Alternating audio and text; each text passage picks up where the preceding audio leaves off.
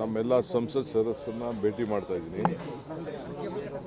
ಅವ್ರಿಗೆ ರಾಜ್ಯದ ಬರ ಪರಿಸ್ಥಿತಿ, ನೀರಿನ ಪರಿಸ್ಥಿತಿ, ಕಾವೇರಿ ಇಶ್ಯೂ, ಮಾದಾಯಿ, ಮೇಕೆದಾಟು, ಕೃಷ್ಣ ಇವೆಲ್ಲ ವಿಚಾರ ಕೂಡ ಅವರಿಗೆ ಮಂದಟ್ಟು ಮಾಡಿಕೊಡ್ಬೇಕಾಗಿದೆ.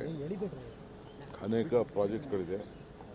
ನಾನು ಮುಖ್ಯಮಂತ್ರಿ ಆದಮೇಲೆ ಎಲ್ಲ ನಮ್ಮ ಸಂಸತ್ ಸದಸ್ಯರು ಕೂಡ ಭೇಟಿ ಮಾಡಿ ಅವರು ಯಾವುದಾದ್ರು ವಿಚಾರವನ್ನು ಒಟ್ಟಿಗೆ ತೆಗೆದುಕೊಳ್ಬೇಕು ಅಂತೇಳಿ ಅವರು ಕೂಡ ಮನವಿ ಮಾಡ್ತಾ ಇದ್ದೀನಿ. ಸೊ ಆ ದೃಷ್ಟಿಯಿಂದ ಇವತ್ತು ಹೋಗ್ತಾ ಇದ್ದೀನಿ. ಕ್ಯಾಬಿನೆಟ್ ವಿಚಾರ ತಾವೆಲ್ಲ ಆತುರದಲ್ಲಿದ್ದೀರಿ. ಐ ಥಿಂಕ್ ಈ ವಾರದೊಳಗೆ ಕಂಪ್ಲೀಟ್ ನಾನು ಎಲ್ಲ ಎಕ್ಸೈಸ್ನ ಫೈನಲೈಸ್ ಮಾಡ್ತೀನಿ. Sir, you have called an important meeting of MPs in Karnataka. Yes, of course, we have to inform our MPs. For the first time after I became Chief Minister, I have called them. I have to apprise a lot of issues to them. They are very important. After that, I will call an all-party meeting here also. There are very senior leaders to be addressed. As soon as I come back, I will meet them also. I will meet the opposition leader, the former chief ministers and all. There are some important issues to be informed to them also. I will do it. There is a continuous objection. Sir, there is a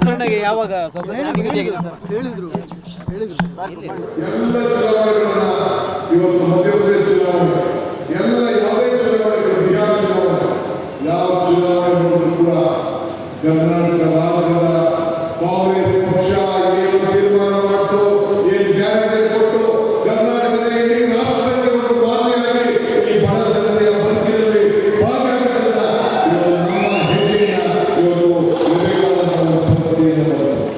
ಆದ್ದರಿಂದ ಒಂದು ವೇಳೆ ಇವತ್ತು ಆ ಕುಟುಂಬಕ್ಕೆ ನನ್ನ ಸೋದರಿ ಸುಧಾಕರ್ ಅವರ ಧರ್ಮಪತ್ನಿ ಆ ನೋವು ಏನು ಪತಿಯನ್ನು ಕಳ್ಕೊಂಡಿದ್ದಾರೆ ಆ ಕುಟುಂಬಕ್ಕೆ ಹೇಳಬೇಕು.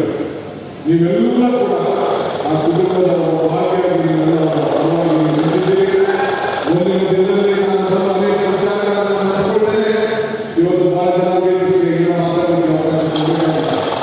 ಆದರೆ ಜಾಸ್ತಿ ನಾವು ದೃಷ್ಟಿಯಿಂದ ಇವತ್ತು ನಾವೆಲ್ಲ ಇವತ್ತು ಸೇರಿದ್ದೇವೆ. ಅವರ ಆತ್ಮಕ್ಕೆ ಶಾಂತಿ ಸಿಗಲಿ. ಅವರಿಗೆ